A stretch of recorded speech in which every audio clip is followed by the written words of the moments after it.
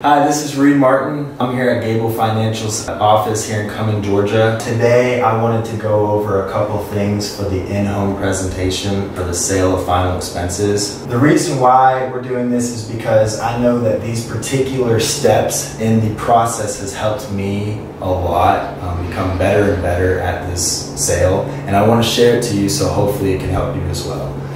One of the most important things when it comes to this sale is building core with these people. These people have to trust you in order for you to get anywhere. If you walk in and you start talking numbers or statistics or anything of that nature too fast, they're not going to trust you. They're going to think that all you're trying to do is make money, and that's not your goal. Your goal is to help these people.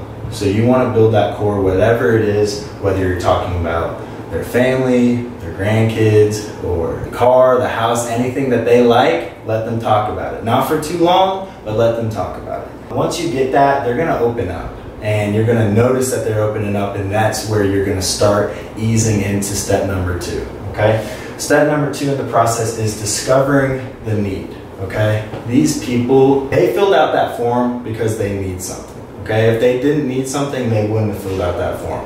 Whether they have coverage already and they're not happy with it, or whether they don't have any coverage at all, you're going to discover that, okay? They're going to tell you what they have, what they don't have. You're going to find what's adequate for them, okay? Once you do that, you're going to be able to go into step number 3. Step number 3 is selling the carrier. The reason why this step is so important is because these people that you're putting these companies with are going to have this product for potentially the rest of their life. And so they're going to want to trust that you're putting them with the best option out there. If you don't do this properly, someone else could potentially come back behind you and sell them something that seems to be better even if it's not, okay? Primarily, we're using Colombian Financial Group, CFG, and some things that you want to explain about this company that is different than other ones is, you know, they've been around for 135 years. They're an A-rated company.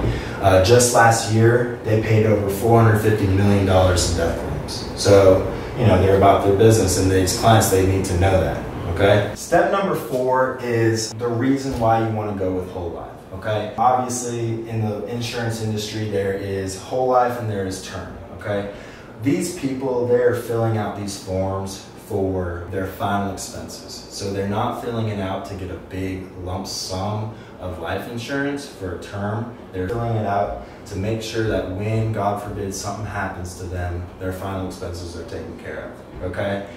So, you know, whether they're planning on being cremated or traditionally buried, you need to figure out what is adequate for them. One of the reasons why, you know, whole life is good compared to term when it comes to final expenses is that it builds cash value. Cash value is, you know, something that builds almost like a supplementary saving account in that policy. And these clients can actually keep in touch with their cash value to see how it grows based on compound interest. It has a lot of tools. You can either let it build and then eventually pay your premiums or pay your policy off early with that cash value, or you could just simply let it build and then eventually take it out for a vacation or for an emergency or anything of that nature. Another reason why whole life is amazing is it never expires, obviously. Whole life, not like term, is something where you don't have to worry about one day getting a letter in the mail saying that your policy expired. You're taking care of final expenses. You got to remember that you don't want to chance it based on how long you live, whether you have that coverage or not. You want it forever. Another reason is premiums are locked in. So once you get approved for that policy and start it, it will never go up in price. There are a lot of policies out there, like an annual renewable term, that goes up in price every single year and expires. So once you get a whole life policy, premiums will never go up. You don't have to worry about paying more and more every year.